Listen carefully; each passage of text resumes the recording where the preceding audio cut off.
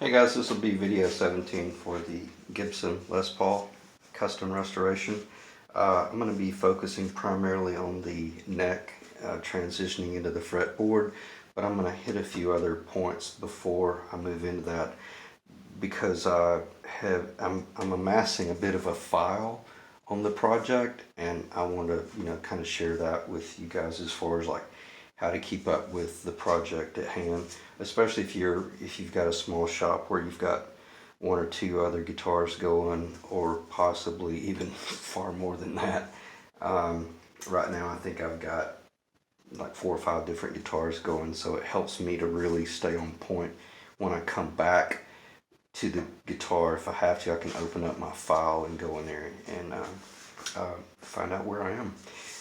So basically, after that, I'm going to talk about the reason I mentioned doing such a precise rough out of my neck rather than having kind of a lot of excess material and then working down to that target throughout the project. So anyway, let me just go ahead and get into the file here. Check the camera and make sure the file is on. And I raise the camera up a little bit because I have a tendency to, I think, kind of get high. So yeah, I still need to stay a little bit low. All right, so anyway, basically all I do is just, I just take, this is 67 pound cardstock, and then I just tape it together. It's real simple. There's nothing special about it. You can get a manila folder if you want. That works as well. And I go ahead and label in the top corner what it is I'm truly working on, because over on my ladder there, I've got a stack of like probably 7 or 8 different guitar, anywhere from like a Flying V to the the Gretsch to the various Gretches and things like that. So this helps to keep me on point because there's a ton of variation. We call this trash paper in the architectural community.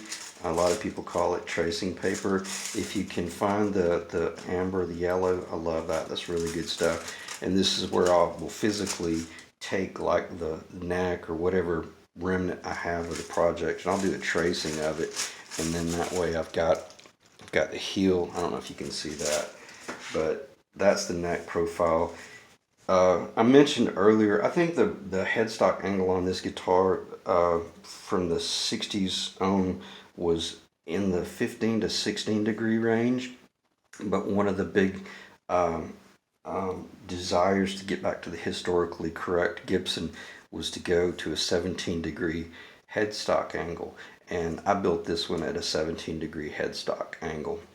And this little piece of paper here is a very accurate 17 degrees, so I can, from time to time, I don't have to grab a compass. I can just grab my neck and I can just throw this piece of paper up here and verify, am I staying within my 17 degrees. And let's see if I can, yeah, see my point.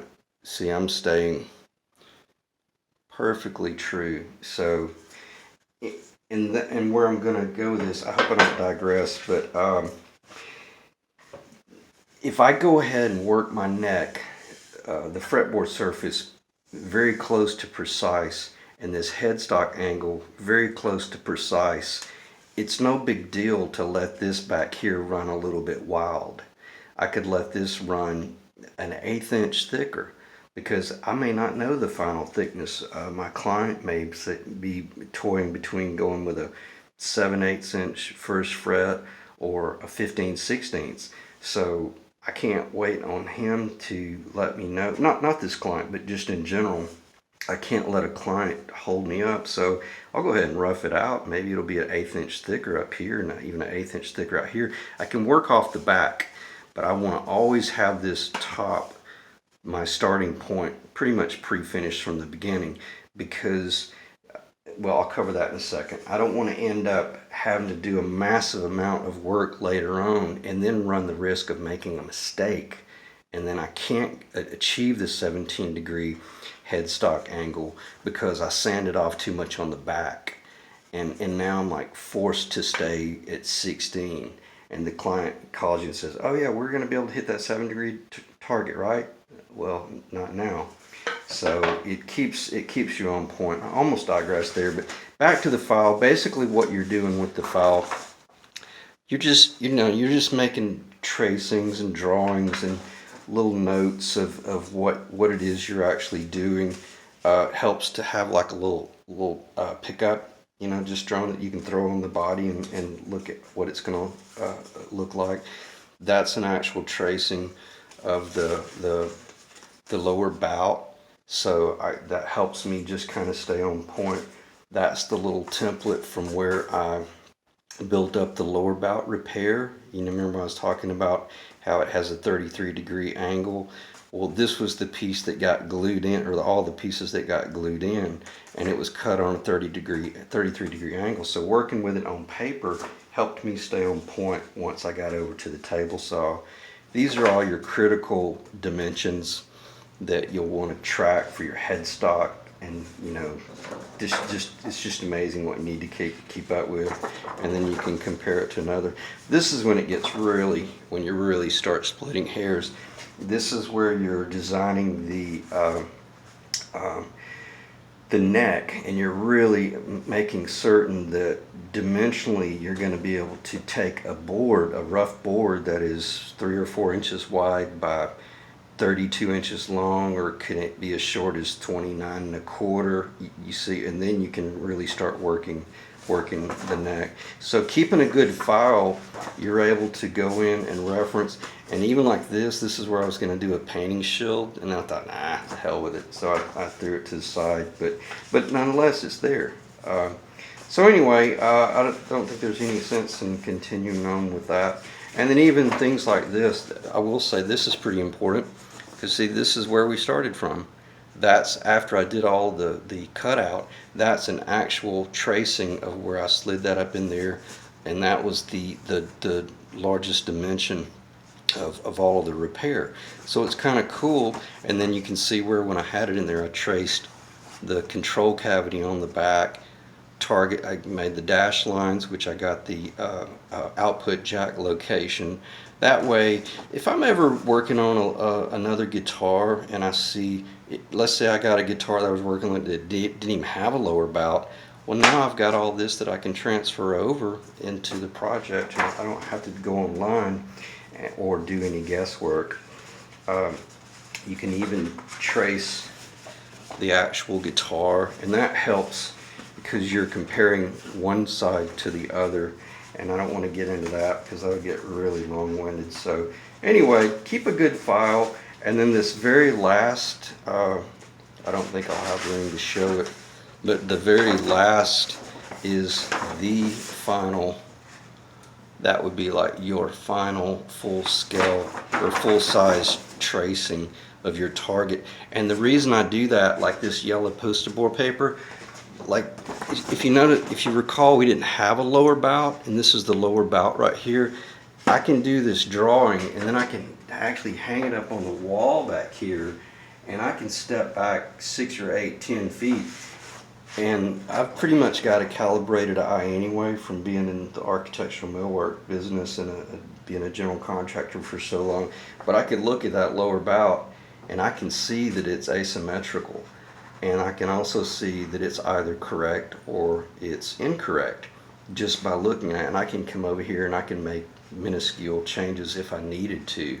But you're letting the body, what you do have of the body, can't be changed. You've got to work from that point, like that mistake from the factory where they got just a little bit low. Well, I had to just work into that mistake, otherwise I'd had to redesign the guitar. So with a full-size tracing like that, you can truly map out what it is you're doing, because it's easier to see it on paper or catch a mistake and correct it on paper than once you're tired after an 8-hour day, 10-hour day, and you're leaning over the table saw or the oscillating sander, and you make a 1/16 of an inch mistake. So anyway, I think that's pretty clear, and we're already at 9 minutes and 42 seconds. So anyway, layout, files, and plans. And So I kind of already briefly hit about the precision rough out versus oversized. If you come in and I'm not going to go too much deeper into that because I already covered it. Just kind of make note of what I said about I want to have a true precision starting point, and I'll work everything out on the back side, or the tail. And then again, if I'm working within a certain size board, it's critical. I might actually rough out the board differently if it's wide and short versus if the board is narrow and long.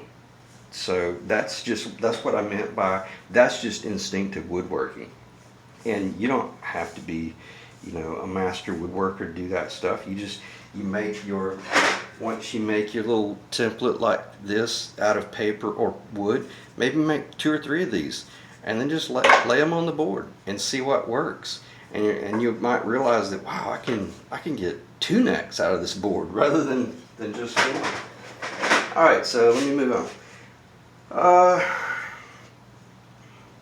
I do want to quickly, this is pretty important, and it reverts back to the neck, and I won't clamp it up too much, but what you can do when you get all this set up precision, in order to make sure you're staying precise, let me just hit it with one small clamp.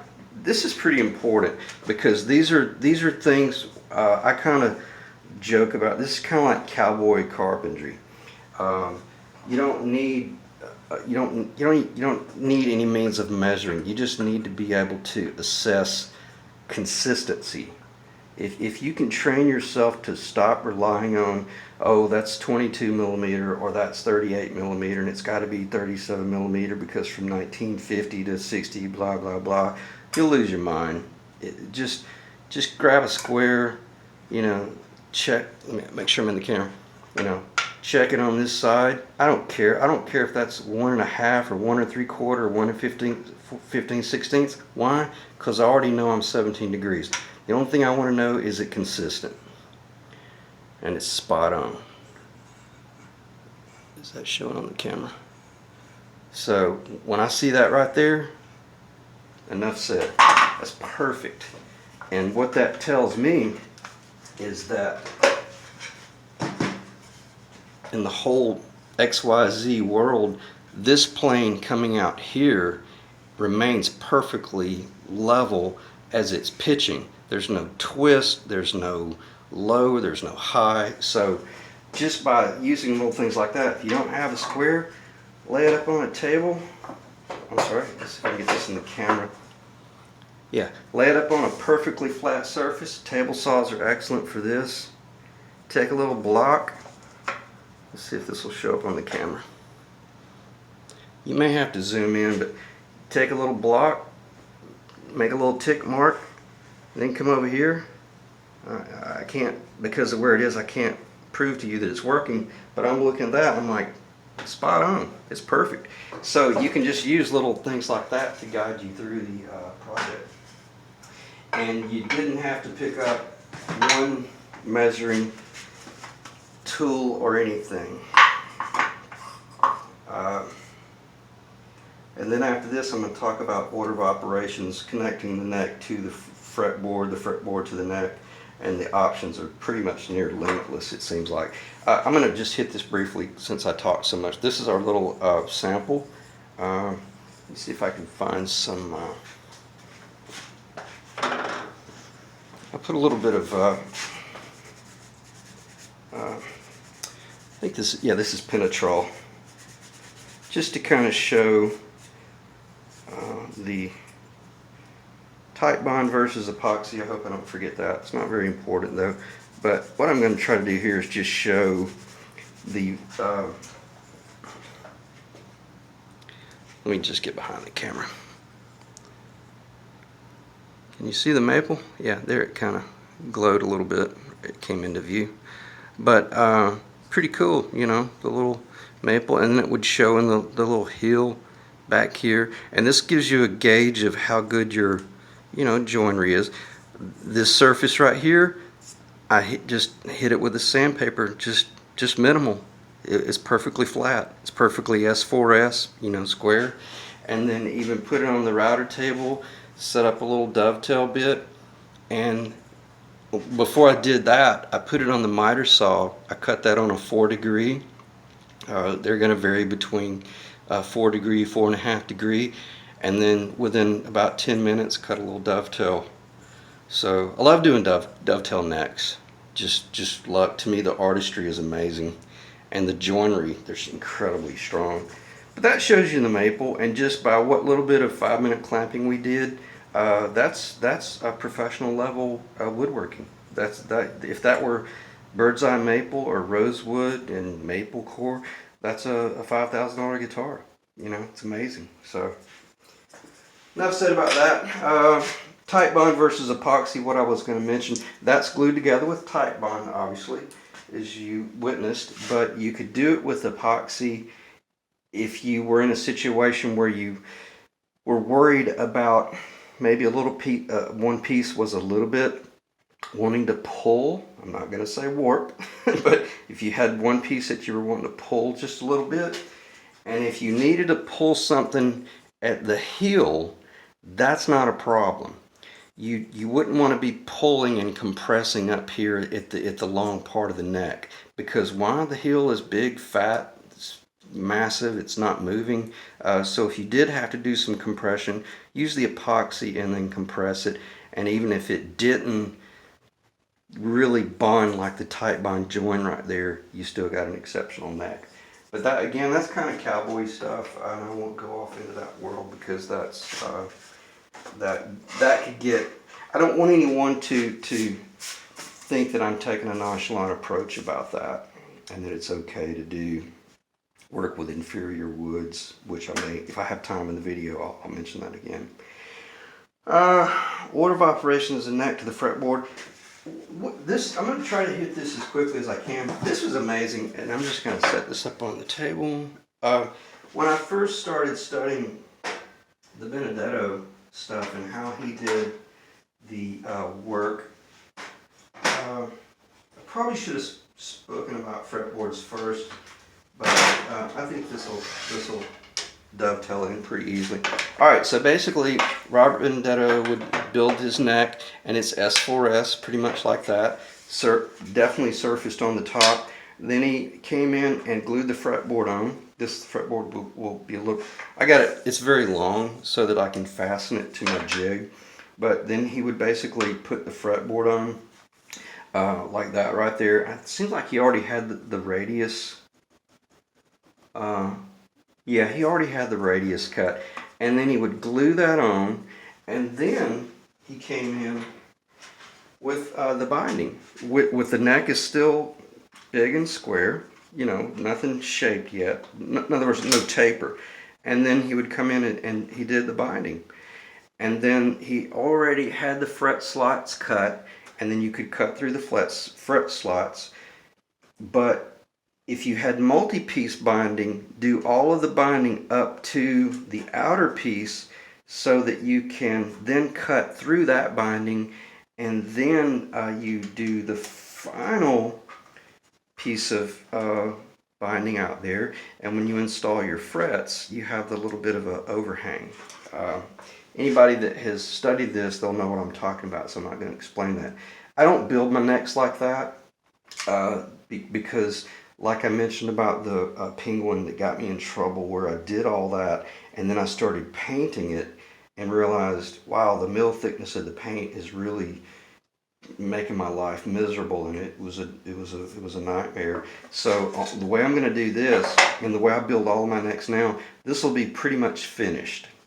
It'll have the taper, it'll have the completely shaped back, and even the heel will be shaped. It'll be bar none finished, and I'm even going to shoot it with lacquer. And I still will have not fastened the truss rod in yet. So, and I'll even have the ears glued on, and the headstock will be glued on, and all that jazz. And the last thing I'll do is I'll install the finished fretboard all at once with the binding already attached even. and it will literally be like looking at this neck where you've got this complete lower neck completely finished. When I say completely, spot on. It won't need any shaping other than just a little bit of shaping at the binding, and it'll be ready to either sell as a finished neck and ship anywhere in the world, or either it'll be ready to receive whatever fretboard I want to put on it, whether it's my own inlays or no inlays, or something that meets other manufacturers' designs. So that's the way I'm going to build this neck as well. And we're already up to like 20 minutes. So if the phone cuts off, it is what it is, but hopefully it'll go up to close to 30 minutes. So again, the way I'm going to build my neck, the lower is going to be finished. I'm going to completely build the entire fretboard. It'll be finished. It literally will be sitting there ready to be glued on, and that's where I'll have a nitro black painted lower with probably 7 or 8 coats of lacquer, shaped perfectly. Every now and then I might take my sample neck and just clamp up there with my little clamps like this and hold it just to feel, make sure everything's going well. And then I'll sand the neck, let it dry a little bit, and then the fretboard will be ready to be glued on. And will it be glued on? No, sir. It will be epoxied on, 2-part epoxy, because that's where the tone is really just gonna come from. And I got to hit this briefly. This owner was pretty insistent about a pretty thin neck. I never once heard him say, "Yeah, maybe I want to try a fat, thick, chunky jazz neck." Not once did the client ever mention that. So I didn't do a parade and dance about, "Hey, we really need to go with a thick neck. You'll love it. Trust me." No, that's where you need to learn to keep your mouth shut. Everything about this original guitar spec'd a thin neck. When I say thin, under 15/16, it's roughly 7/8, just a little bit over 7/8 at the first fret. So that's what we're going with. My fretboard on this guitar is 5/16 inch thick. It's a monster. I love really fat, thick fretboards. This one is a 1/4 inch. I didn't deviate from the original factory neck. So I think I almost digressed there a little bit. But once it goes together, it'll be a finished guitar. It'll be amazing. I mean, it will literally be like Legos. So anyway, all right, let me stop talking about that. I talked about the way Benedetto would build them, then a finished fretboard. If you do the finished fretboard and then put it on a neck that you build finished, make sure it's either painted. You could go ahead and glue it on there if it's clear coat, because the clear doesn't build up very thick. But if you're going to do painted, make sure you paint the lower up to the dimension you want before you put the fretboard on. All right, I'm going to probably start speeding up a little bit here, just because we're already at the, well, we're not too bad. We're at the 23 mark. So hopefully it will last at least up to, 26 to 28 minutes. My storage, my phone is just maxed out in the storage. I probably got over 1,000 pictures in there as well of all the guitars and different parts. Fretboard material: tone, strength, stability, health hazards. Ebony, and if you're in America, I haven't noticed any sort of health issues working with maple or even mahogany, even though mahogany is not a local wood. But I got in major physical trouble once working with rosewood, and I'll be honest with you, I was really scared. I had I basically got poisoned, skin poisoning from the dust of this rosewood that I was working with, and I ended up almost in the hospital. I was on steroids. So I say that to say this: I'm extremely cautious when I'm working with ebony. I haven't noticed any sort of health issues when I work with ebony, but I can't hardly work with rosewood fretboards anymore. So if you've never done this, talk to your doctor or consult with someone, or make sure that you've got like industrial grade respirators when you're working with that type stuff. That's very serious. It's as serious as working with cedar. Any of you guys that work wood know how dangerous cedar is to work with. So tone, strength, stability, I'm going to hit this very quickly. Ebony on maple is probably my favorite neck. It's the most crystal clear, articulate note. I mean, it's just amazing. All my jazz guitars, that's what I put on them. Maple, bird's eye, quarter sawn. There's the whole debate between quarter sawn versus flat sawn in maple. The best Fender necks come out. They're flat sawn. They're a little bit more flexible, and that's where you really get that just long sustain. But the jazz guitar, I like a punch. You know, you like a bite. You like a real articulate note, and especially if you're a punchy player. Rosewood on top of mahogany, which is you know, I don't really have to show this again. This is ebony on mahogany, which is a beautiful, complex sound as well. But